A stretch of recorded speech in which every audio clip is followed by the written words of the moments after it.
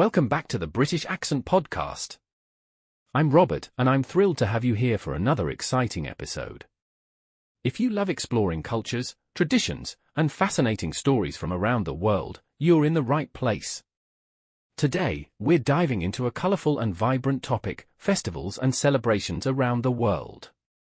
From Asia's breathtaking festivals to Europe's grand traditions, we'll explore how different cultures celebrate joy, unity, and heritage in unique ways. Get ready to experience the lights of Diwali, the colors of Holi, the traditions of Chinese New Year, and so much more. So, sit back, relax, and let's get started with our first stop, Asia's colorful celebrations.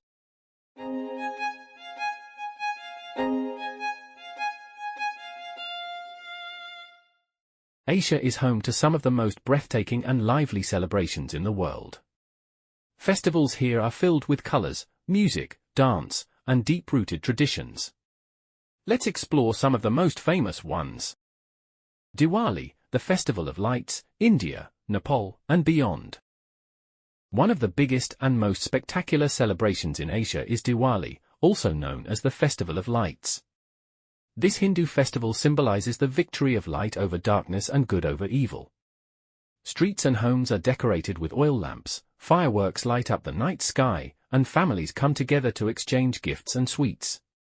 The sight of thousands of lamps glowing in the dark is truly magical. Holi, the festival of colors, India and Nepal. If there's one festival that perfectly represents joy and vibrancy, it's Holi. Also known as the Festival of Colors, Holi is celebrated by throwing colored powders at friends and family, dancing to traditional music, and enjoying delicious sweets. It's all about fun, togetherness, and celebrating the arrival of spring. Chinese New Year, a celebration of prosperity, China and East Asia. Moving to East Asia, we have Chinese New Year, also known as the Spring Festival. This festival marks the beginning of the Lunar New Year and is one of the most important holidays in China and across many Asian countries. People clean their homes to welcome good luck, give red envelopes filled with money, and enjoy huge family feasts. The highlight? The mesmerizing dragon and lion dances that take over the streets. Songkran, Thailand's water festival. Next, let's head to Thailand for Songkran, the world's biggest water fight. Songkran is the traditional Thai New Year, celebrated by splashing water on one another as a symbol of washing away bad luck. The streets turn into a massive water festival with people of all ages joining in the fun. It's refreshing, exciting, and full of life. These festivals show just how rich and diverse Asia's cultures are. From lights to colors to music and even water fights, celebrations here are all about bringing people together and spreading happiness. Now, let's move west and explore Europe's grand traditions. Sophie, I know you've got some fascinating celebrations to share with us. Europe is home to a variety of festivals that celebrate culture, history, and art. From the colorful carnivals in Spain to the grand Oktoberfest in Germany, these celebrations highlight the rich diversity of the continent. One of the most famous festivals in Europe is Carnival in Venice, which takes place annually in Italy. It's known for its iconic masks, historical costumes, and grand balls. The festival has a long history, dating back to the 12th century, and is a time when Venetians and visitors alike can participate in elaborate parades, enjoy delicious Italian food, and enjoy theatrical performances. In Germany, Oktoberfest is celebrated in Munich, attracting millions of visitors every year. This 16 to 18-day event is one of the world's largest beer festivals, with visitors sampling traditional German beers, eating hearty food, and enjoying folk music. The history of Oktoberfest dates back to 1810, when it started as a royal wedding celebration, and it has evolved into a global tradition. And then there's La Tomatina in Spain, where thousands of people come together in the small town of Buol to throw tomatoes at each other in a fun, chaotic spectacle. It's a symbol of Spanish enthusiasm and a great example of how festivals can bring communities together, even through the most unusual activities. Thank you, Sophie. Now let's talk about Africa. Africa is a continent rich in traditions, and its festivals reflect its deep cultural roots, history, and artistic expressions. From music and dance to religious and tribal celebrations, Africa's festivals are full of energy and meaning. One of the most famous African festivals is Timkat in Ethiopia. This religious festival, celebrated by Ethiopian Orthodox Christians, marks the baptism of Jesus in the Jordan River. People dress in white traditional clothing, carry colorful umbrellas, and join processions leading to water sources for a symbolic baptism. It's a spiritual and visually stunning celebration. In West Africa, the Ouda Voodoo Festival in Benin celebrates the country's deep spiritual and cultural ties to voodoo, a religion that originated in the region. The festival includes elaborate rituals, traditional dances, and performances by voodoo priests and priestesses. It's a fascinating mix of mystery, faith, and ancient traditions. Moving to Nigeria, the EO Festival in Lagos is a unique celebration featuring processions of performers dressed in all-white robes with masks covering their faces. It is held in honor of deceased Lagos kings and high-ranking chiefs, with a strong cultural significance for the Yoruba people. And of course, Africa is also known for its lively music festivals like the Lake of Stars Festival in Malawi, where local and international artists come together to perform on the shores of Lake Malawi. The festival is a blend of modern music and traditional African rhythms, making it a must-experience event. Moving across the Atlantic, the Americas are home to some of the most vibrant and diverse festivals in the world. From colorful parades to ancient traditions, these celebrations bring communities together and showcase the unique cultures of North and South America. One of the most famous festivals is Carnival in Brazil, particularly in Rio de Janeiro. This world-renowned event is a massive explosion of music, dance, and color, with samba schools competing in elaborate parades. Carnival is deeply rooted in both African and Portuguese traditions, and is a time for pure celebration before the Christian season of Lent. In the United States, Mardi Gras in New Orleans is another spectacular event. It features dazzling parades, masked balls, and jazz music, reflecting the city's rich French and Creole heritage. Beads, costumes, and lively street parties make this one of the most exciting festivals in North America. Traveling further south, Day of the Dead Dia de los Muertos in Mexico is a festival like no other. Unlike Halloween, which has a spooky feel, this celebration is about honoring deceased loved ones with beautifully decorated altars, marigolds, and sugar skulls. It's a mix of indigenous Aztec traditions and Catholic influences, and it's a truly unique way of celebrating life and death. Then there's Inti Raymi in Peru, the ancient Incan festival of the sun, held in Cusco every June. It's a grand reenactment of how the Incas honored their sun god, Inti, with traditional music, colorful costumes, and ceremonies in the ruins of Sacsayhuamén.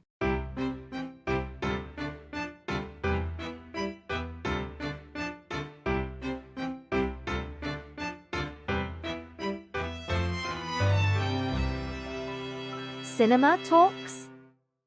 Since we've been discussing cultural celebrations, it makes sense to pick a movie that showcases festivals or traditions from around the world.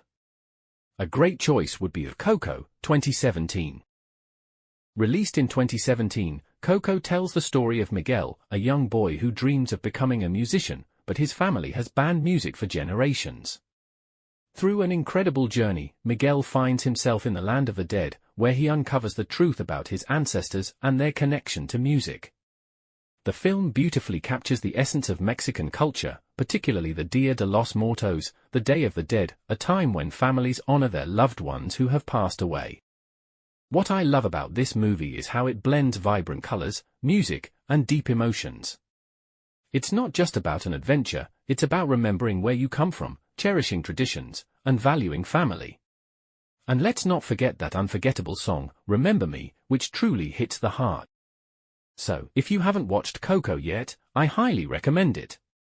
It's a perfect example of how films can introduce us to different cultures while telling a powerful and emotional story. Now, speaking of films that beautifully capture culture, Sophie, I know you have a great pick for us today. What movie have you chosen? Thanks, Robert. Yes, I wanted to talk about Memoirs of a Geisha, a visually stunning film that takes us deep into Japanese culture. This movie, based on the novel by Arthur Golden, follows the life of Sayuri, a young girl who is sold to a geisha house and undergoes intense training to become one of the most renowned geishas in Kyoto. What makes this film so special is the way it showcases the beauty, discipline, and mystery of geisha culture. From the intricate kimonos to the delicate tea ceremonies, every detail is a work of art. But beyond the aesthetics, the film also explores themes of perseverance, love, and the sacrifices made in the pursuit of a dream.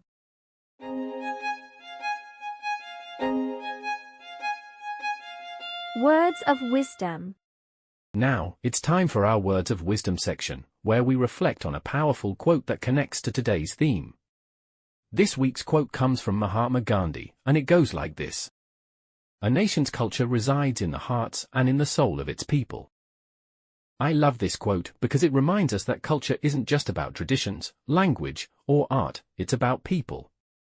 Culture lives through the stories we tell, the values we hold, and the way we pass our heritage from one generation to the next.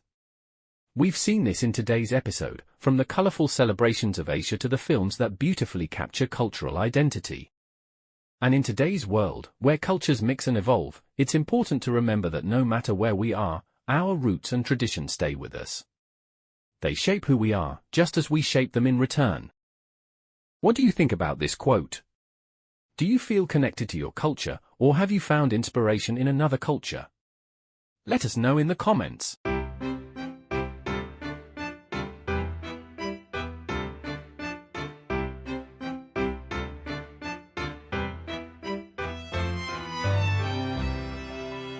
Curious Minds. The Science Corner. Now, let's dive into our Curious Minds, the Science Corner. In this segment, we explore fascinating scientific perspectives, and today, we're looking at the science behind cultural traditions. Have you ever wondered why certain cultural traditions have lasted for centuries? Science can actually explain a lot about why we hold on to rituals, customs, and celebrations. Take music and dance, for example, many festivals around the world feature traditional dances, and research shows that synchronized movement, like dancing in a group, increases feelings of connection and community. It's a psychological phenomenon called synchrony, which releases endorphins and makes people feel a stronger bond with those around them. Another fascinating example is food. Many traditional dishes from different cultures aren't just about taste, they often have deep nutritional benefits. Spices used in Indian cuisine, for instance, like turmeric and cumin, have antibacterial and anti-inflammatory properties, helping people stay healthy in tropical climates. Fermented foods, such as kimchi in Korea or yogurt in the Middle East, contain probiotics that aid digestion and boost immunity. Even storytelling has a scientific basis. When we listen to cultural myths and legends, our brains release oxytocin, the bonding hormone, which helps us connect emotionally with our heritage. That's why stories passed down through generations have such a lasting impact. So, culture isn't just something we create, it's something that shapes us at a biological level. It strengthens our communities, keeps us healthy, and helps us form deep connections with our roots. Pretty fascinating, right? What cultural tradition do you find most fascinating from a scientific perspective? Let us know in the comments.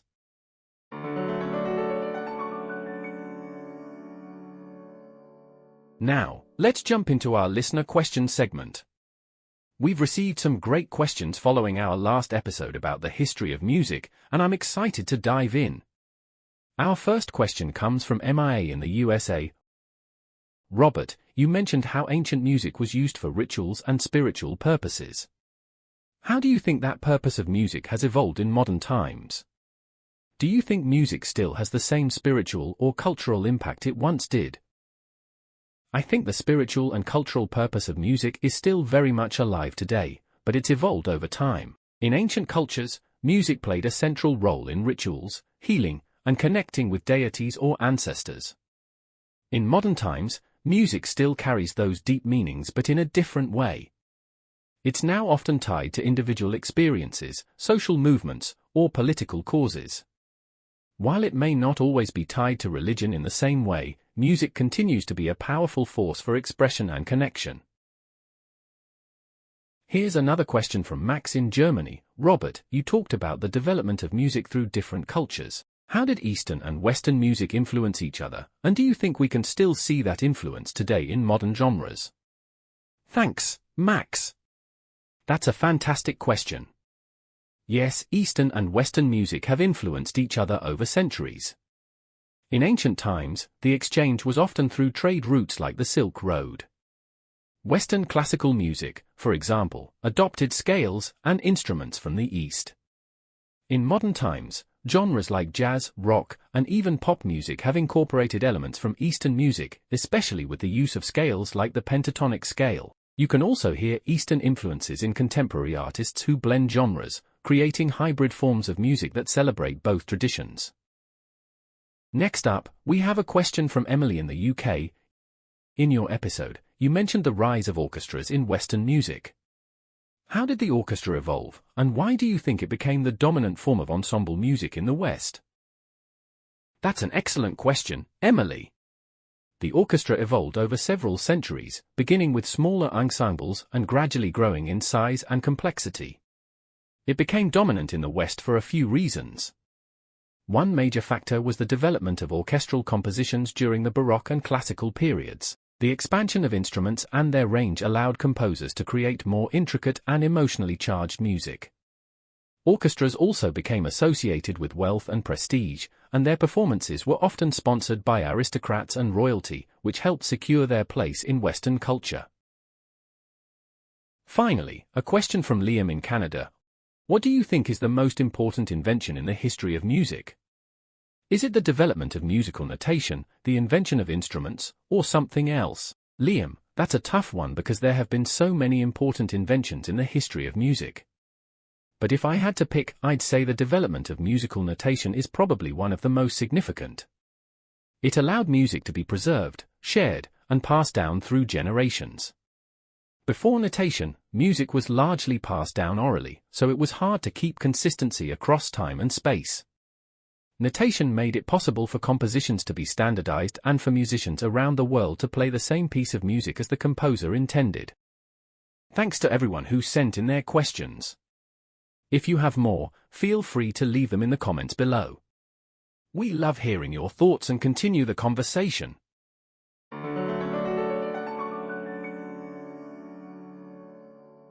Well, that's the end of our episode. A huge thank you to Sophie for joining me. And thank you to all of you for your fantastic questions. It's always great to hear your thoughts, and I love how engaged you all are with the topics we cover. If you enjoyed today's episode, be sure to subscribe and leave us a review. And don't forget to join the conversation in the comments below. I'd love to hear your thoughts. Stay tuned for next episode, we've got another exciting topic lined up, so you won't want to miss it. Until then, I'm Robert, and this was the British Accent Podcast. Take care and see you in the next one.